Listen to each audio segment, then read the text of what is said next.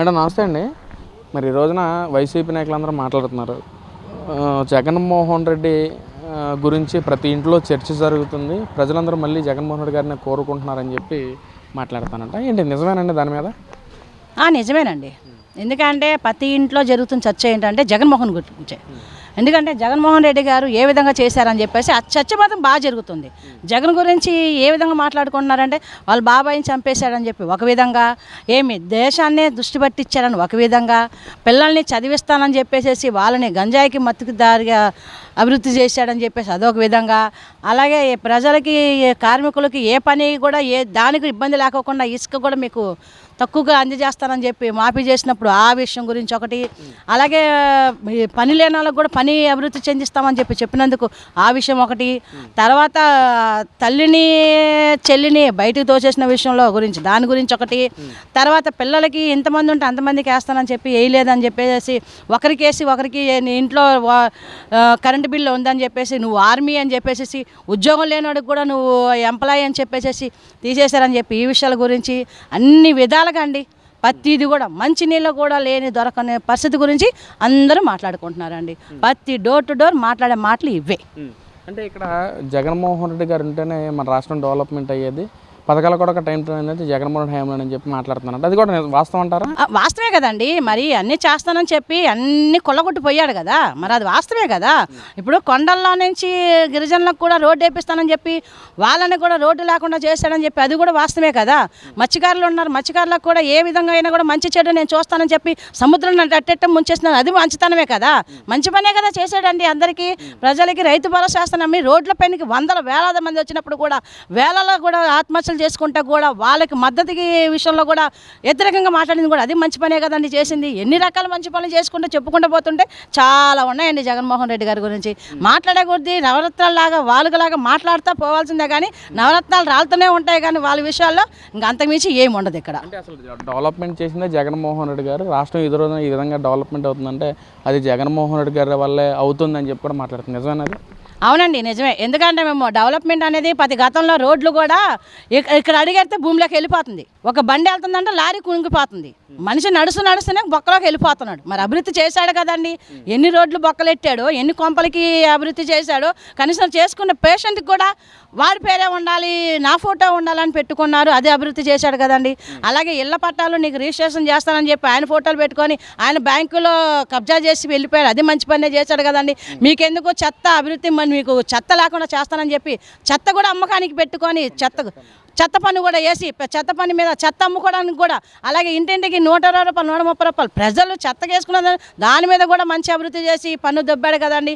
ఇంతకని ఎన్ని మంచి పనులు చేస్తారండి నవరత్నాల కింద వాళ్ళు చేసినవి అన్నీ కాదండి బాబు. ఒక్కొక్కరు చెప్తుంటే ఒక్కొక్క రత్నం కింద మాట్లాడాలి వైసీపీ గురించి, జగన్మోహన్ రెడ్డి గారి గురించి.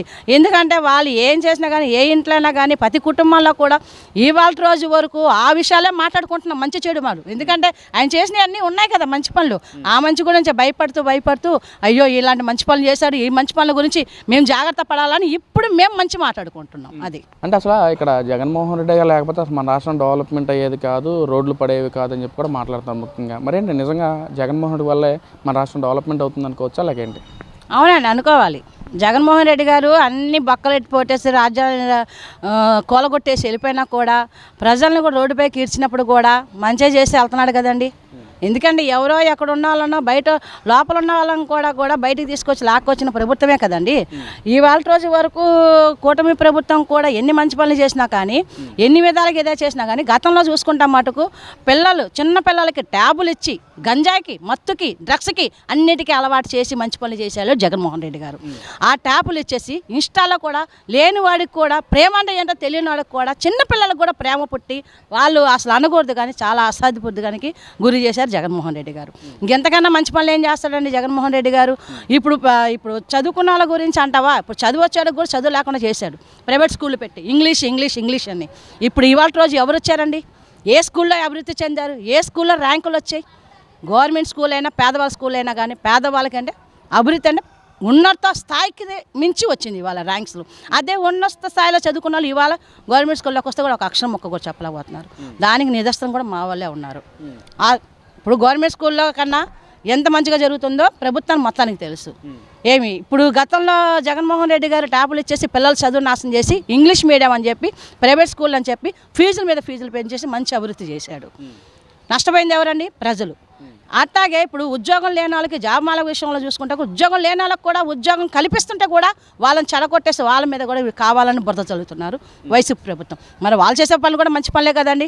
అంటే చెడ్డ పనులు చేసే వాళ్ళేమో మంచి పనులు చేస్తున్నారు, మంచి పనులు చేసే వాళ్ళేమో చెడ్డ పనులు చేస్తున్నారు వీళ్ళ కళ్ళకి.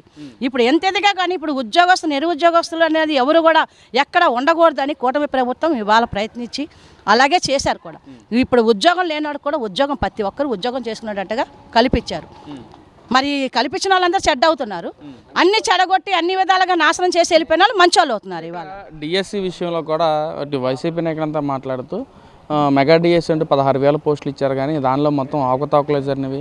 స్పోర్ట్స్ కోటాకు సంబంధించి 422 పోస్టులు కూడా అమ్మేసుకున్నారు, ఒక్కొక్క పోస్ట్ ఇంత సమ్ అమౌంట్ చొప్పున అని చెప్పి మాట్లాడుతున్నారు. నిజంగా ఆ విధంగా జరిగితే ఇటు 16,000 మందే కాకుండా మిగతా ఎవరైతే ఎగ్జామ్స్ రాస్తారో వాళ్ళు కూడా వచ్చి రోడ్ల మీద వచ్చి ధర్నా చేయాలి పరిస్థితి. మళ్ళీ వాళ్ళు ఎవరో రాకుండా ఓన్లీ వైసీపీ నాయకులే ఈ విధంగా మాట్లాడుతూ అసలు ఎలా చూడొచ్చు అంటారు? ఇప్పుడు ప్రజలకి తెలుసండి ఎవరు ఎలాంటి వాళ్ళు ఏంటనేది ప్రతిదీ కూడా. ఇప్పుడు ఏదన్నా కానీ మరి ప్రజల విషయంలో మటుకు జాబులు ఇస్తామని చెప్పి ఇది ఇస్తాం అది ఇస్తామని చేస్తామని చెప్పి మరి మోసం చేస్తే ప్రజలు ఊరుకోరుగా. ప్రజలేమి చిన్నపిల్లలు కాదు కదా. ఇవాళ రోజు చిన్న పిల్లడు కూడా పౌరుడు అవుతున్నాడు. తప్పుంటే ఊరుకోరు. అలాంటప్పుడు ప్రజలేమి కళ్ళు మూసుకొని ఏం లేరు కదా. నీ దగ్గర మోసం చేస్తే ప్రభుత్వాన్ని అసలు ఊరుకుంటారా? ఇవాళ రోజు నువ్వు ఉడికి పడుతున్నావు, ఎందుకంటే నువ్వు చేసే కాబట్టి నువ్వు ఉలికిపడి ఇవాళ బయటకు వస్తున్నావు, నువ్వు రోడ్లు ఎక్కుతున్నావు, రోడ్లు ఎక్కిస్తున్నావు జనాభాని. అంతేకాని ఈ ప్రభుత్వంలో అలా కూటమి ప్రభుత్వంలో అదే మాట జరిగితే కనుక ఏ పౌరుడు ఊరుకోరండి, ఏ స్టూడెంట్స్ కూడా ఊరుకోరు, ఏ నిరుద్యోగ ఉద్యోగస్తు కూడా కష్టపడే మనిషి అనేవాడు ఎవరైనా కానీ ఇలాంటి విషయాలు అసలు ఊరుకోరు. ఈ పాటికి ఎన్నో ధర్నాలు జరగాలి, ఎన్నో గొడవలు అవ్వాలి. మొత్తం యువకుల విషయంలో మొత్తం అవకతలు జరిగినవి. కాక్రోచులు వేస్తాయి చంద్రబాబు ప్రభుత్వం మీద, అందులో కాక్రోచులు నేను కూడా ఒకనని చెప్పి కూడా జగన్మోహన్ రెడ్డి గారు మాట్లాడుతున్నాను. దాని మీద మీ ఉద్దేశం ఏంటి? అవుతే వాడవ్వాలేమండి కాక్రోజు. ప్రజలైతే అవరు. ప్రజలు కళ్ళు మూసుకొని ఏం లేరు, ప్రజలు కళ్ళు తెరుచుకునే ఉన్నారు కాబట్టి ఈ కాక్రోజులు ఏదో వాడికే అంటిస్తారు. ఇది మాటకి పక్క.